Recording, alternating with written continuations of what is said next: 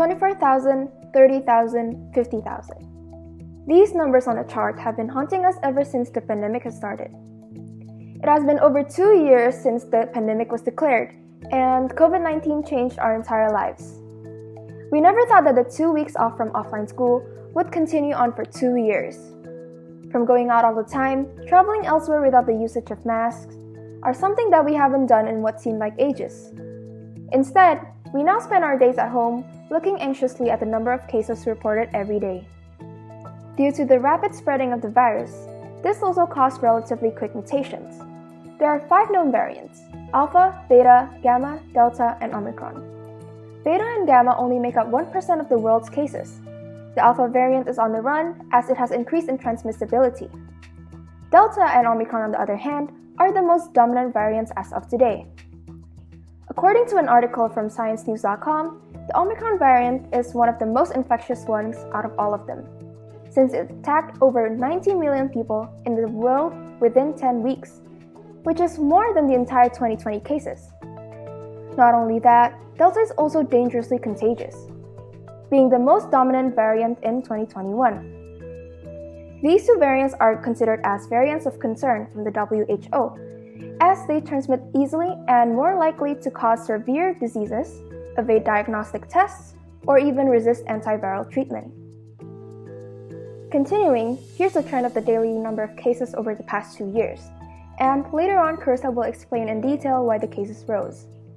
From the start of the pandemic, cases reported daily steadily increased, before reaching its peak on February 1st, 2021, of 12,864 cases. After that first peak, cases started to decrease, but took a sudden rise from June 8, 2021, due to the Delta strain, and a month later, on July 18, 2021, reached a whopping 50,039 cases. Thankfully, after that significant rise, cases gradually went down, around October 2021 to the start of January 2022. The number of cases went down drastically, until it's only around 100 cases per day. We all thought it was good news, but the Omicron variant swept over the world by storm, and the number of cases blew up. The peak of this was 55,675 cases on February 20, 2022, surpassing that of the previous peak, and is predicted to rise again eventually. We will move on further to analyze why the number of cases rose in the first place.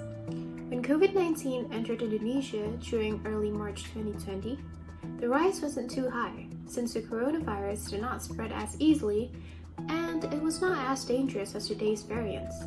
Another factor was people panicking and getting terrified of this foreign virus, which causes them to be really careful by staying at home and following the protocols. Though people were maintaining good health by taking precautions, Indonesia was less responsive towards COVID-19 during the early days of the pandemic, in contrast to other countries which has taken strict protocols, as well as lessening the flow of people from entering their countries. As Michelle had previously said, the second peak in July was because of Idul Adha, a holiday where people visit their families in their respective hometowns. A number of people still forced themselves to go back to their hometowns, even with the knowledge that they were feeling unwell, possibly infected by the virus at that point. Once they gathered with their families and communities, the virus they brought infected other people, then returned to the city from the villages without testing for the virus. This was one of the reasons why variants appeared quickly, and when the government realized what had happened, they immediately implemented a lockdown while distributed vaccines to reduce the cases. Recently, COVID-19 cases dramatically rose again. The mutated viruses forms such as Alpha, Delta, and Omicron are much stronger and people are more vulnerable to them. Due to Omicron being 70 times faster in transmitting, this results in a higher number of people being affected by the virus in Indonesia as well as the entire world. Not only does the pandemic affect our physical well-being, it also affects our mental health, especially young people.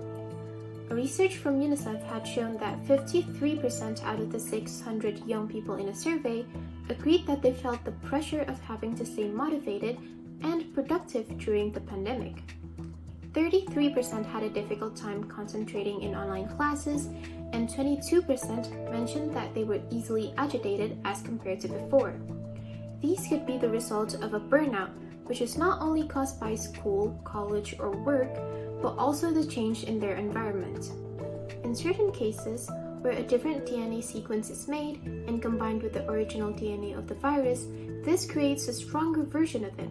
Either it could transmit faster, more resistant towards immune systems, or worse, the vaccines. When a virus spreads, it's more likely to create a new sequence, thus a new variant.